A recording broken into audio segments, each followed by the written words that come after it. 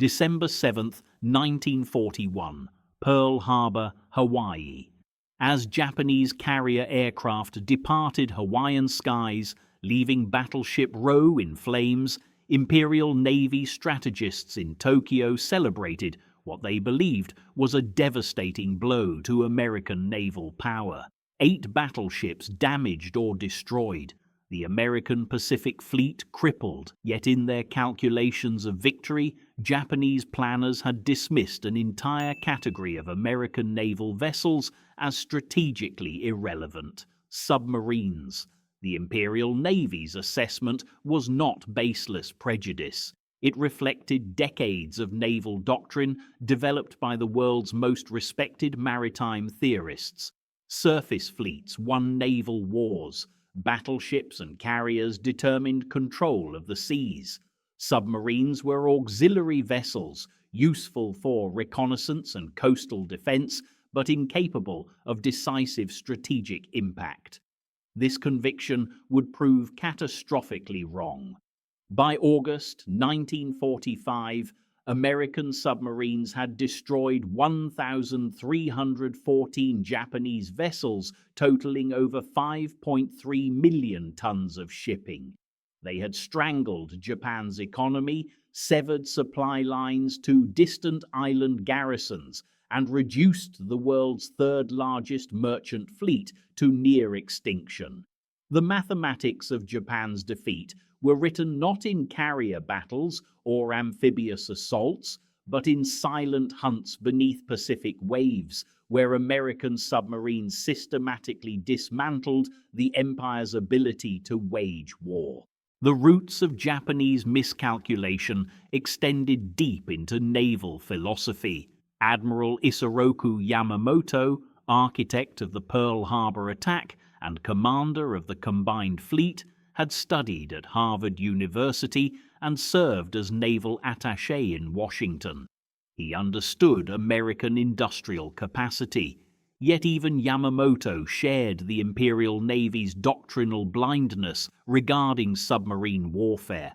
Japanese naval strategy centered on decisive battle doctrine, the concept that wars would be won through climactic surface engagements between battleship fleets. This philosophy traced to Admiral Togo's victory over Russia at Tsushima Strait in 1905, where concentrated surface firepower had annihilated an entire fleet in a single day. Submarines fit poorly into this vision. They were slow, fragile, and incapable of participating in fleet actions. The Imperial Navy built excellent submarines, but assigned them supporting roles: scout ahead of the battle fleet, ambush damaged enemy warships after major engagements, attack enemy harbors. The idea that submarines could independently win wars through commerce destruction seemed absurd to Japanese strategists. History appeared to support their skepticism. During World War I, German U-boats had caused significant Allied shipping losses, but ultimately failed to force Britain's surrender. British convoys, destroyer escorts, and depth charges had contained the submarine threat. Germany's unrestricted submarine warfare had brought America into the war, arguably hastening German defeat. The lesson seemed clear. Submarines were dangerous nuisances, not war-winning weapons. American submarine doctrine in 1941 was only marginally more progressive. The United States Navy had 111 submarines on December 7th, with 73 assigned to Pacific operations. Most were obsolete S-class boats from World War I, cramped, slow, and mechanically unreliable. The modern fleet submarines, the new Gato-class vessels just entering service, represented impressive engineering. They displaced 1,525 tons, could dive to 300 feet, carried 24 torpedoes, and possessed range to patrol anywhere in the Pacific. But doctrine lagged behind technology. American submarine strategy emphasized fleet support. Shadow enemy capital ships, report their movements, attack when opportunity arose, commerce raiding, deliberately targeting merchant vessels, occupied secondary priority in pre-war planning. The transformation began not through strategic vision, but through desperate necessity. The destruction at Pearl Harbor left American commanders with few options. The battleship fleet was wrecked. The carrier force, miraculously absent during the attack, was too valuable to risk in offensive operations during those vulnerable early months. Submarines represented the only naval assets capable of striking Japanese-held waters immediately. Admiral Chester Nimitz, assuming command of the Pacific Fleet 3 weeks after Pearl Harbor, issued orders that would reshape submarine warfare. American submarines would conduct unrestricted warfare against Japanese shipping. All enemy vessels, military and civilian, were legitimate targets throughout the Pacific. The gloves were off. The reality of early submarine operations bore little resemblance to the devastating efficiency that would develop later. American submarines in early 1942 suffered from catastrophic technical failures that nearly crippled the entire program. The Mark 14 torpedo, standard weapon for American submarines, was fundamentally defective. The magnetic exploder, designed to detonate beneath enemy hulls where armor was weakest, failed consistently. Torpedoes passed harmlessly under targets without exploding. The contact exploder backup detonation system proved equally unreliable. Torpedoes struck enemy hulls and bounced off without detonating. Depth control mechanisms malfunctioned. Torpedoes ran too deep, passing beneath targets entirely. Submarine commanders returned from patrols with tales of perfect attacks that produced no results. The USS Sargo fired 13 torpedoes at stationary anchored ships. All 13 failed. The USS Tinosa fired 15 torpedoes at a stationary tanker. 4 hit without exploding. Commander Dudley Morton of the USS Wahoo, one of the war's most aggressive submarine captains, filed bitter patrol reports documenting repeated torpedo failures. His frustration echoed across the submarine force. The Navy's Bureau of Ordnance, responsible for torpedo development, refused to acknowledge problems. Test results showed the torpedoes worked perfectly. Complaints from submarine commanders were dismissed as operator error or combat stress. The bureaucratic obstinacy persisted through 1942 and into 1943, costing Americans potentially hundreds of successful attacks. The breakthrough came not from official testing, but from field improvisation. Submarine commanders began conducting their own experiments. They discovered the magnetic exploder was triggered by Earth's magnetic field, which varied by location. It worked in testing grounds near Rhode Island, but failed in Pacific waters. They found the contact exploder's firing pin was too delicate. It crumpled on impact rather than triggering detonation.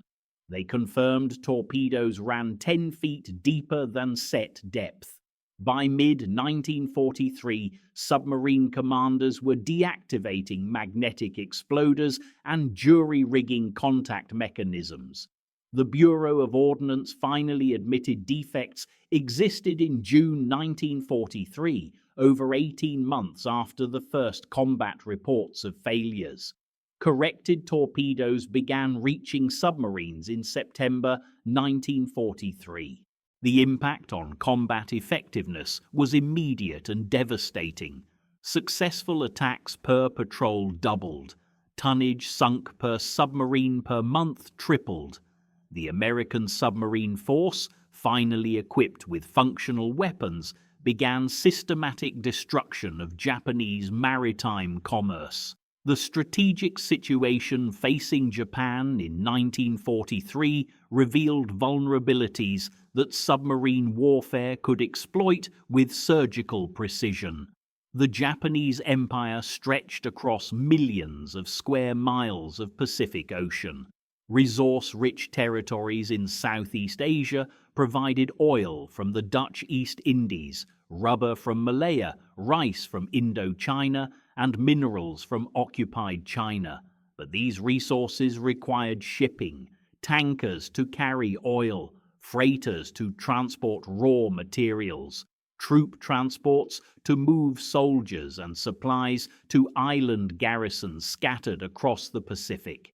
Japan began the war with approximately 6 million tons of merchant shipping. Pre-war economic studies had calculated that Japan required 3 million tons of shipping just to maintain minimum civilian economic activity. Military operations demanded additional capacity. The margin was thin, yet Japanese naval planning had focused almost entirely on protecting warships. Merchant vessels received minimal escort. Convoys were poorly organized. Anti-submarine warfare received low priority in training, equipment, and tactical development.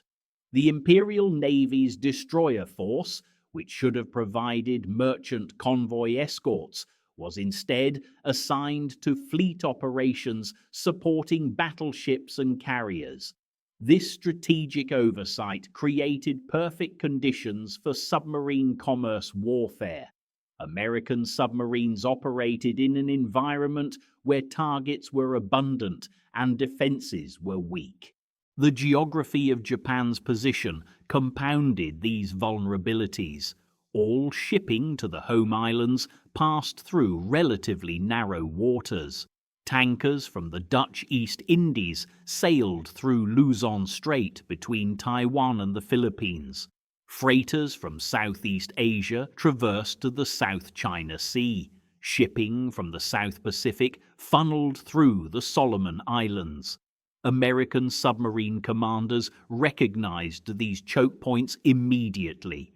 Rather than hunting randomly across vast ocean areas, submarines could position themselves along known shipping routes and wait for targets to approach. The USS Wahoo demonstrated the potential of aggressive tactics in January 1943. Commander Morton took his boat into the shallow, confined waters of Wewak Harbor, New Guinea, where Japanese doctrine said submarines couldn't operate. In a single patrol, Wahoo sank 4 vessels totaling 20,000 tons. Morton's patrol report, written in terse, dramatic prose, electrified the submarine force. Other commanders began adopting similarly aggressive approaches.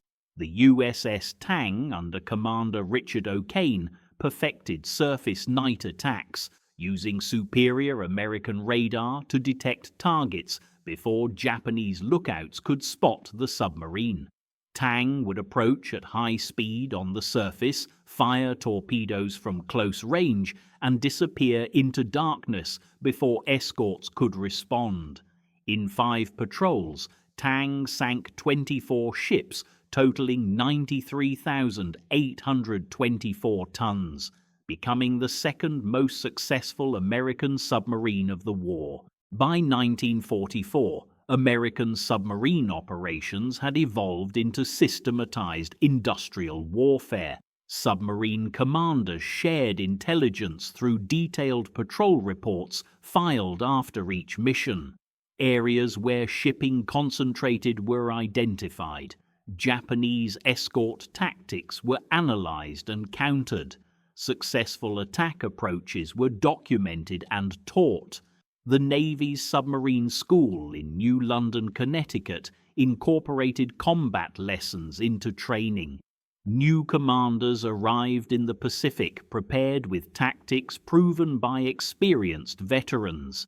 The development of coordinated wolfpack tactics in 1943 multiplied effectiveness. Rather than operating alone, submarines hunted in groups of 3 to 6 boats. When one submarine detected a convoy, it would shadow and report position while other pack members converged. Coordinated attacks from multiple directions overwhelmed Japanese escorts and allowed submarines to sink multiple ships in single engagements. The wolfpack tactics that German U-boats had pioneered in the Atlantic were adapted and refined for Pacific conditions. American radar superiority proved decisive. Japanese submarines and escort vessels lacked effective radar until late in the war. American submarines could detect targets and avoid threats in darkness or fog, while Japanese vessels operated blind. This technological advantage allowed American boats to control engagement range and timing. The human cost aboard Japanese merchant vessels was staggering and largely invisible to historical memory. Merchant sailors, civilian and conscripted, died by tens of thousands. Torpedoes struck without warning. Ships sank in minutes. Men trapped below decks drowned. Those who reached water faced death from exposure, sharks, or simply the vast distances in the Pacific where rescue was impossible. The SS Arisan Maru, a Japanese freighter carrying 1,800 American prisoners of war, was torpedoed by the USS Shark in October 1944. Only 9 prisoners survived. The Shark's commander had no way to know prisoners were aboard. The ship's appearance matched standard Japanese freighters that submarines attacked routinely. Similar tragedies occurred throughout the war, unseen consequences of unrestricted submarine warfare. Japanese merchant marine casualties exceeded 120,000 deaths by 1945, a mortality rate approaching 50%, making it one of the most dangerous occupations in any nation during World War II. The terror aboard Japanese merchant vessels as submarine attacks intensified defies easy description. Crews never knew when torpedoes might strike. Merchant ships lacked underwater detection equipment. The first warning of attack was the explosion of a torpedo hitting the hull. Survivors' accounts, collected by Japanese historians after the war, described constant fear during voyages. Sailors slept in life jackets. Ships traveled at night without lights, hoping darkness would hide them from American submarines. It rarely did. The economic strangulation of Japan proceeded with mathematical inevitability. By early 1944, Japanese merchant shipping losses exceeded new construction by substantial margins. Each month, more tonnage went to the ocean floor than Japanese shipyards could build. The graph of available merchant shipping descended steadily. In 1941, Japan possessed 6 million tons of merchant shipping. By December 1942, available tonnage had fallen to 5.2 million tons. By December 1943, it stood at 4.1 million tons. By December 1944, only 2.8 million tons remained operational, below the 3 million ton minimum calculated as necessary for basic economic function. Specific commodities revealed the crisis in stark terms. Oil imports from the Dutch East Indies, absolutely essential for Japanese military operations, fell from 1.75 million tons in 1941 to 360,000 tons in 1942, 1944 to effectively zero by early 1945. The Imperial Navy's fuel reserves, which had stood at approximately 1.9 million tons in December 1941, fell to 400,000 tons by August 1945. Major warships remained tied to piers, immobilized by fuel shortages. The super battleship Yamato's final mission in April 1945 carried only enough fuel for a one-way voyage. No fuel remained for return. Rice imports from Southeast Asia collapsed similarly. Japanese civilians faced increasing hunger as supplies dwindled. By 1945, average daily caloric intake in Japanese cities had fallen below 1,500 calories, approaching starvation levels.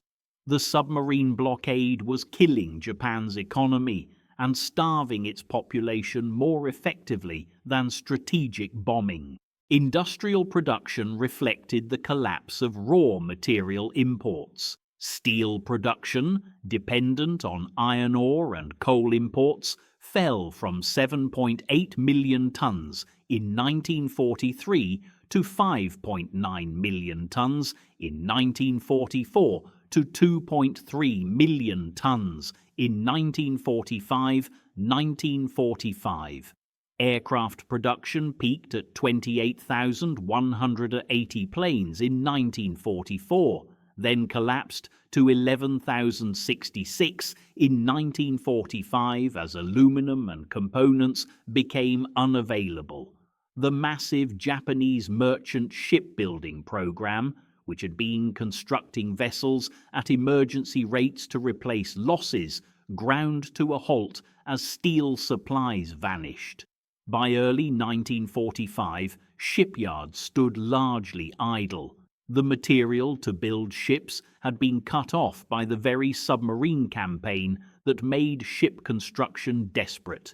Japanese military operations suffered cascading failures as supply lines collapsed. Garrisons on distant islands, bypassed by American advances, simply withered. Troops on Rabaul, Truk, and dozens of smaller islands faced starvation as supply ships stopped arriving. Disease and malnutrition killed tens of thousands of Japanese soldiers who never saw combat. The Philippines garrison, 450,000 strong in late 1944, was effectively isolated by submarine interdiction of shipping lanes. When American forces invaded Luzon in January 1945, Japanese defenders fought bravely but lacked fuel, ammunition, and supplies to conduct sustained operations. The Imperial Navy's belated attempt to counter submarine warfare proved too little, too late. By 1944, Japanese naval leadership finally recognized submarines represented existential threat rather than minor nuisance. Destroyer construction shifted toward escort vessels. Convoy systems were organized, anti-submarine tactics improved, but these measures could not overcome fundamental disadvantages in technology, training, and numbers. Japanese sonar was inferior to American equipment. Japanese depth charges lacked the power of American weapons. Japanese escort vessels were too few to protect the massive volume of merchant shipping still attempting to move resources. The industrial base to produce sophisticated anti-submarine equipment was eroding under the same blockade it was meant to counter. The cycle was self-reinforcing. Submarines sank merchant ships carrying raw materials. Lack of raw materials reduced production of escort vessels and anti-submarine equipment. Fewer escorts meant more successful submarine attacks. American submarine losses remained remarkably low despite operating in enemy-controlled waters. Of 288 American submarines that conducted war patrols, 52 were lost to all causes, an 18% loss rate. This compared favorably to German U-boat losses, which exceeded 75% by war's end. American submarines were better built, better equipped, and better supported than their German counterparts. Aggressive rescue operations recovered downed submarine crews. Code breakers provided intelligence on Japanese movements. The entire system supported sustained operations that ground Japanese shipping to dust. The final collapse came in early 1945. By March, Japanese merchant shipping had effectively ceased moving between the home islands and southern territories. The few remaining tankers and freighters that attempted voyages were hunted relentlessly. Insurance became unavailable. Merchant sailors refused to serve. Ships remained in port, their crews knowing that departure meant almost certain death. The submarine blockade had achieved what surface fleets and strategic bombing had not. It had severed Japan's economy from the resources needed to fight. The atomic bombs dropped on Hiroshima and Nagasaki in August 1945 provided the final shock that forced surrender. But American submarines had already won the war economically. Japan could not continue fighting without oil, steel, and food. The blockade had made continued resistance physically impossible, regardless of military determination. Admiral Nimitz's post-war assessment captured the strategic impact succinctly. Submarines constituted less than 2% of U.S. Navy forces in the Pacific. They accounted for 55% of all Japanese shipping losses. This included 1,314 merchant vessels sunk totaling 5.3 million tons, and 214 Japanese naval vessels destroyed, including 1 battleship, 8 carriers, and 11 cruisers. American submarines had strangled Japan's war effort while suffering relatively light losses themselves. The cost-effectiveness was unprecedented in naval warfare history. The statistical record of destruction tells the story with clinical precision. American submarines conducted 1,682 war patrols between December 1941 and August 1945. Average patrol duration was 50 days. Submarines spent approximately 75% of patrol time on station in enemy waters. The remaining time was transit to and from bases. Successful attack rate improved dramatically as the war progressed. In 1942, submarines averaged 0.4 ships sunk per patrol. By 1943, this had increased to 1.2 ships per patrol. In 1944, the average reached 2.1 ships per patrol. Accounting for submarines that conducted multiple patrols, total ships sunk averaged 4.6 vessels per submarine over the course of the war.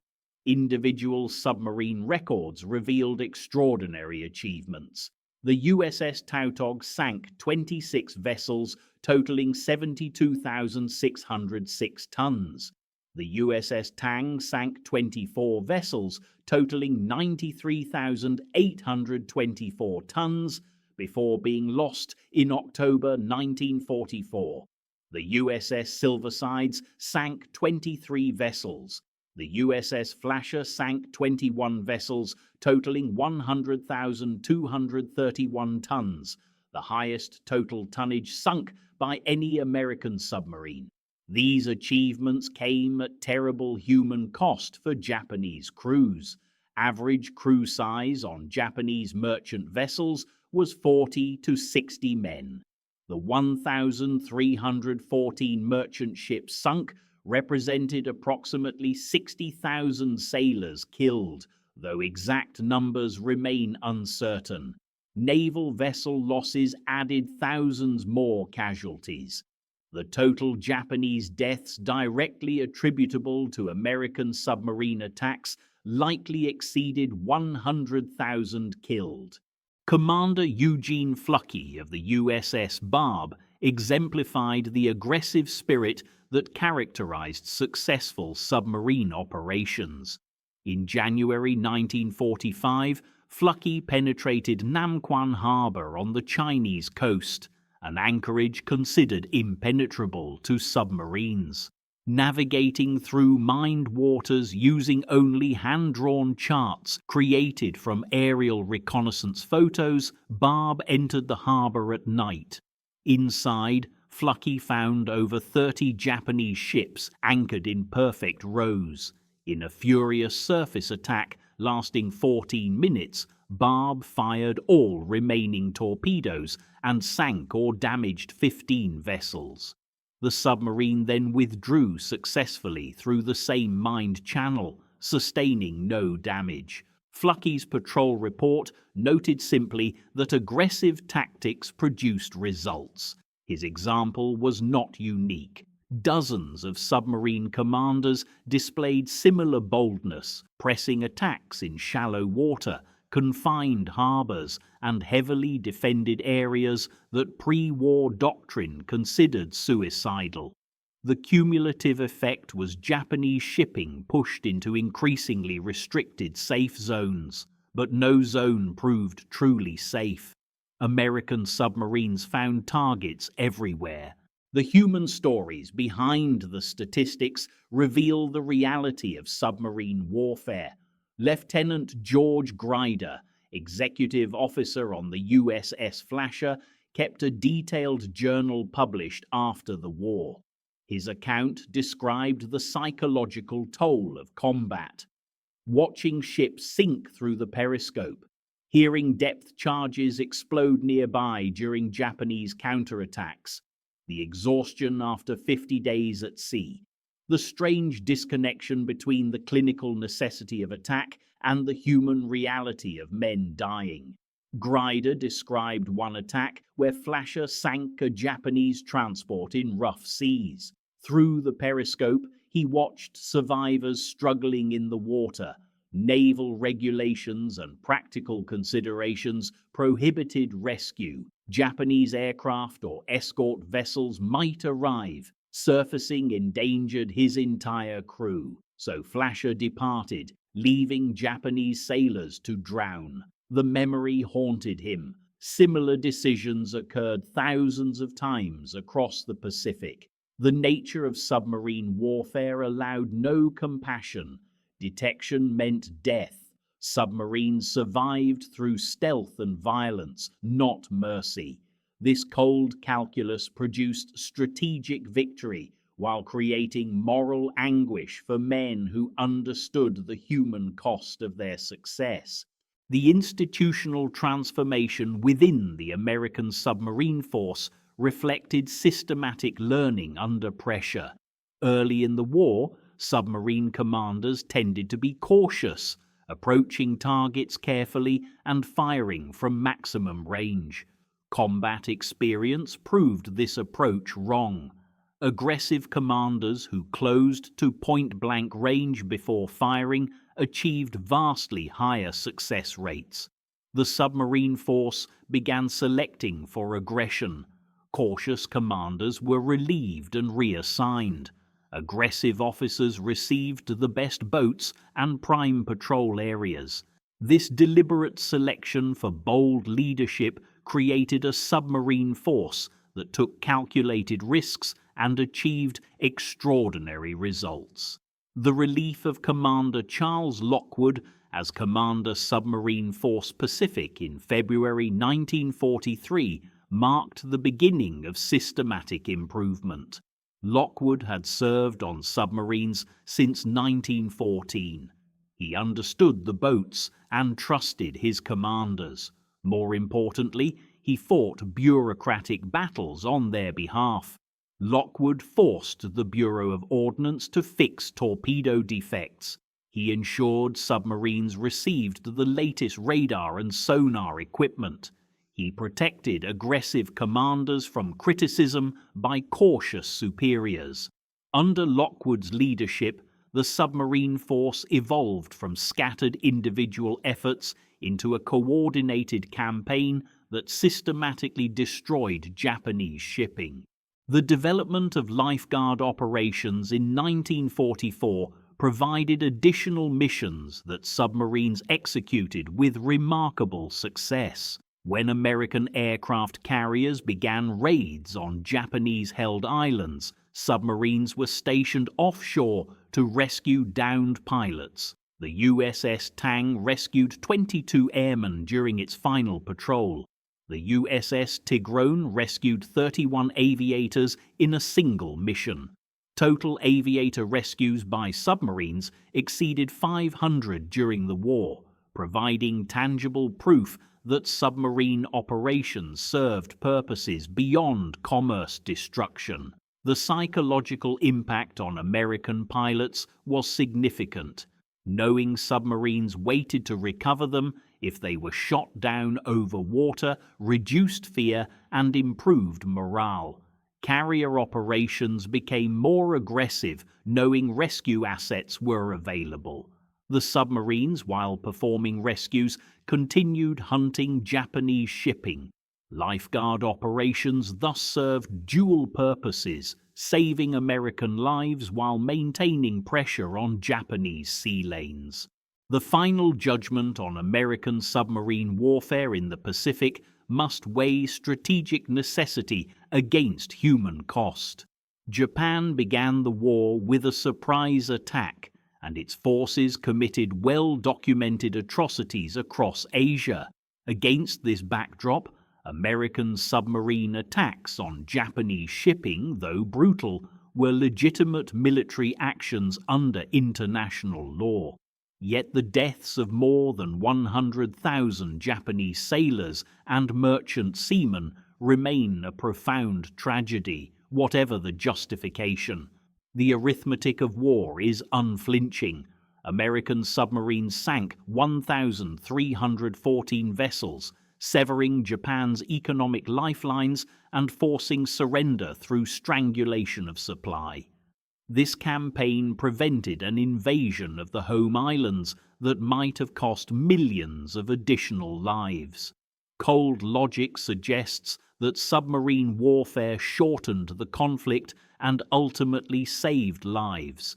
But numbers cannot ease the silence that rests beneath the Pacific waves. The SS Robert E. Peary, Kaiser's Liberty ship, built in record time, embodied America's industrial might, the same industrial power that sustained the submarines.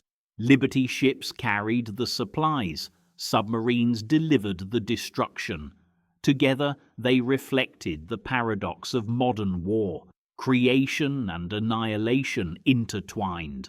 One side of industry built ships faster than they could be sunk, the other sank ships faster than they could be built. This relentless equation defined total war. In 1941, the Imperial Navy dismissed American submarines as irrelevant.